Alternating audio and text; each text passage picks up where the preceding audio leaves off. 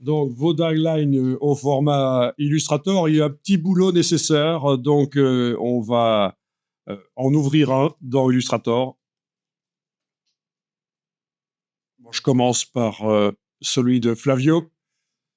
Voilà. Donc là, je vais enfoncer majuscule et tabulation dans Illustrator pour me débarrasser des palettes de droite. Vous voyez, Shift Tab, comme ça, si vous ne connaissiez pas, c'est intéressant de se débarrasser des palettes de droite. C'est une des manières de gérer les palettes dans Illustrator. Si vous ne voyez pas ce que c'est Shift Tabulation, vous me le dites et je vous montre sur mon petit clavier virtuel. Hein. Donc c'est majuscule tabulation, se débarrasser des palettes de droite. Chez moi, elles étaient très encombrées, donc moi je fonctionne comme ça. Ok, je travaille et puis les palettes sont un peu encombrées comme ça. Je les ai positionnées vraiment où je voulais sur l'écran. Et si à un certain moment je veux redémarrer le travail, je m'ennuie pas, je les fais disparaître et je vais aller les rechercher dans le menu fenêtre. Bon, mais justement, il faut aller chercher la palette des calques. Donc, fenêtre calque, bien sûr. Et on va un peu voir ce qu'il y a dans ce fichier qui vient de Packdora. Donc, je déploie le calque et éventuellement, je peux faire des vignettes plus grandes, un peu comme dans Photoshop. C'est l'occasion de le dire et de le rappeler. Menu de la palette des calques. Dernière ligne du menu de la palette des calques, c'est option de panneau. Et là, vous avez la possibilité ici de demander des grandes vignettes, voire même des très grandes. Le maximum, c'est 100 pixels ici. Autre 100 pixels dans les options de panneau. Ben ça va, si on met plus que 100 pixels, je pense que ça va vous dire que c'est limité à 100 pixels. Ok, alors qu'est-ce qu'on a là-dedans? On a... Ah bon, bah dites-moi, hein, parce que j'imagine qu'au fur et à mesure que les écrans se développent, ils vont de plus en plus loin. C'est peut-être 120 maintenant le minimum, le maximum, je veux dire. Ah oui, ah oui, bon, bah c'est peut-être 200, je sais pas. Est-ce qu'il y a une limite d'ailleurs maintenant? Ils ont peut-être fait... Ah, le 200 fonctionne pas, voilà. Ok, alors dans la palette des calques, donc le calque ici, tout en bas, non, pas le calque, le groupe, oui, parce qu'on n'a qu'un seul calque en fait. Hein. On n'a qu'un seul calque et là-dedans il y a un groupe. Si j'enlève l'œil en face, on voit ce que c'est le légendage ici au-dessus. Ah oui, il y a aussi des traits de coupe dans ce calque-là, les traits de coupe ici, mais qui ne vont pas nous servir à nous. Donc, est-ce qu'il y a des choses intéressantes ici? Il y a les dimensions qui sont indiquées, l'épaisseur, voilà, le numéro du modèle, mais qui est de toute façon sur le nom du fichier certainement. Non, il est dans le weblog en fait. Hein. Il est dans le weblog de toute façon le nom du modèle. Comment le retrouver sur Packdora. Donc, c'est pas extrêmement intéressant, cette partie-là. Donc, moi, ce que je vous propose pour simplifier les choses, c'est de jeter ce groupe écrété. Vous le prenez, vous le mettez à la corbeille. Voilà.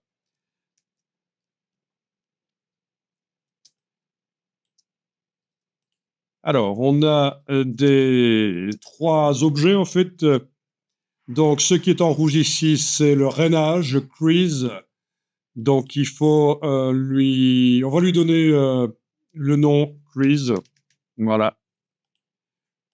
Ici, oui, on va lui donner le nom crease. C'est important absolument pour la suite parce que je vais réunir plein de travaux en un seul parce que pour une raison d'efficacité et de productivité. Donc, il faut absolument indiquer comme ça que c'est le calque crease, le rainage. Voilà, vite fait, masse. Ah, vite fait, je suis allé faire en 10 secondes une recherche sur le web et j'ai trouvé ça. C'est pas mal, le rainage pour pouvoir plier le papier, voilà. Et comme ça, vous voyez comment ça s'écrit. Parce que jusqu'à présent, on a parlé du rainage, mais j'avais pas montré comment ça s'écrivait. Donc c'est le crease en anglais. Ensuite, on a le tracé du milieu, c'est évidemment la découpe. La découpe. Donc, ok, parfois on a des parties, des poignées où il y a une partie du packaging qui va se détacher complètement. Ça va jouer un peu le rôle d'emporte-pièce. Mais ici, il n'y en a pas. Mais il n'est pas étonnant que vous ayez parfois des formes, des trous dans le packaging. Donc celui-là, on va le renommer Cut. Vous voyez, c'est entre des chevrons ici, et c'est pour dire que c'est Illustrator qui a choisi le nom. Mais dès que vous renommez, il n'y a plus les petits chevrons. Donc ça va être Cut écrit comme ça. Exactement. Et alors ceci, c'est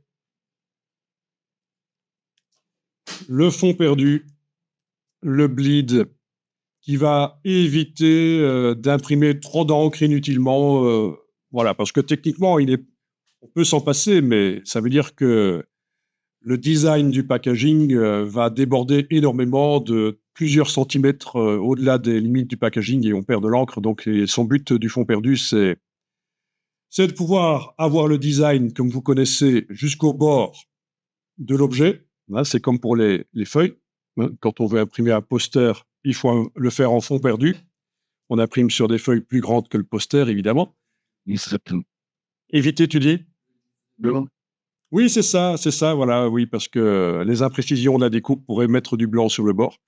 Donc lui, on va lui donner le nom, ben, comme ça, vous faites de l'anglais en même temps, on va l'appeler Bleed. Et c'est le fond perdu.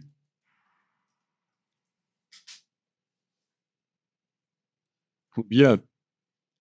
Donc le fichier, je vais carrément le mettre à jour, hein, je vais écraser la version que je viens de modifier.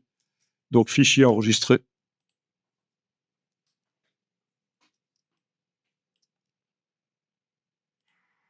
Bon, en ce qui concerne l'imprimante ici, elle fait pas la découpe, elle fait pas le rainage, donc il va falloir transférer vers un autre, vers la découpeuse, comme vous avez vu. Et ça nécessite des points de repère. Mais on va pas les mettre ici parce qu'en fait, je vais réunir tout ça, je vais en réunir plusieurs ici ensemble. Donc, ce sera intéressant de voir comment on fait pour réunir plusieurs ensemble. Donc, ça va prendre du temps. Hein. Pour découper ça, ça peut prendre 3-4 minutes, faire la découpe, le rainage. Donc, c'est pas de la production. Donc, je viens de vous faire une petite recherche sur Google avec la technique plus adaptée à la production. Est-ce que vous avez déjà vu ce genre de choses, des couteaux pour l'offset comme ceci? Ça vous dit quelque chose? Voilà. Il y en a, vous dites? Je sais qu'il y en a en tout cas à l'école, la deux couleurs offset Ouais. utilisée où on parlait. Ah, la deux couleurs offset, en effet, ça se fait souvent sur des anciennes presses. Oui, oui. Bon, ça, c'est la version un peu. Ah ouais, ça non. Ah oui. Non, non, ouais.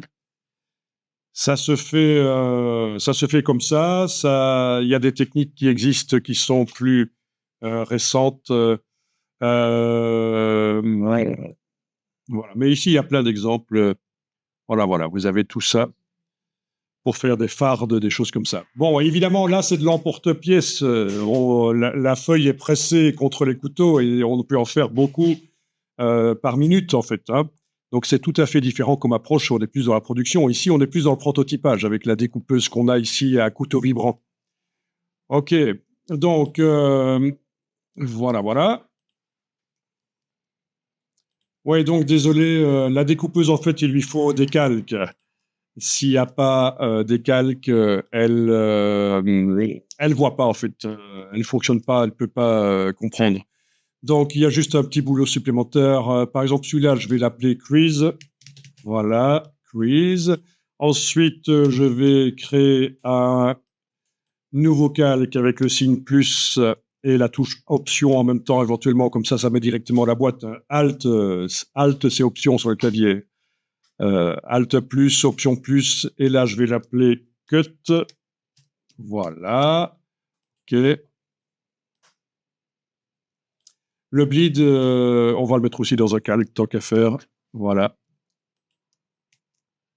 Même si la découpeuse, le bleed, elle s'en occupe pas, c'est à l'impression, le bleed. Hein. C'est quelque chose en rapport avec l'impression. OK. Voilà, donc j'ai créé les deux calques cut et bleed. Le fichier, l'objet cut, je le déplace dans le cut. L'objet bleed, je le déplace dans le bleed. Voilà. OK, on a ce qu'il faut. On a le bleed, le cut, le crease. Parfait.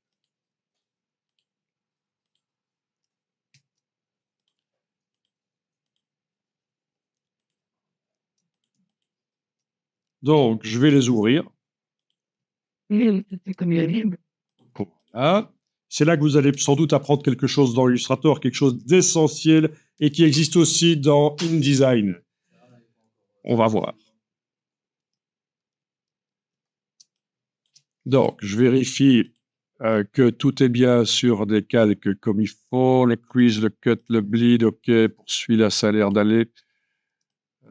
Le bleed, c'est pas difficile à faire, donc forcément, vous, ça va, vous connaissez bien Illustrator. Donc, la vérification est même... par contre, là, il y a un problème. Sur celui-là, il y a un problème. On n'a pas orthographié comme il fallait. Et ça va poser un problème pour la suite si je réunis plusieurs travaux ensemble dans un plus grand travail Illustrator. Il faut absolument que les calques portent le nom exact avec les majuscules là où il faut, comme il faut. Ah oui, hein. Parce que si j'ai des travaux avec des noms de calques différents, même au niveau de la casse, quand je vais réunir ça ensemble, vous allez voir, ça va foirer. Mais là, ça ne devrait pas foirer. OK. Ah, mais enfin... Ah non, ça c'est... Vous verrez, pour les stickers, ce sera la même chose, hein, parce qu'on va imprimer beaucoup de stickers différents ensemble, et il faudra absolument mettre ces noms-là. Et pour les stickers, vous aurez le Kisscut en plus, en un mot, sans majuscule. Parfois, quand c'est des stickers, ça Kisscut. OK, là, ça a l'air d'aller.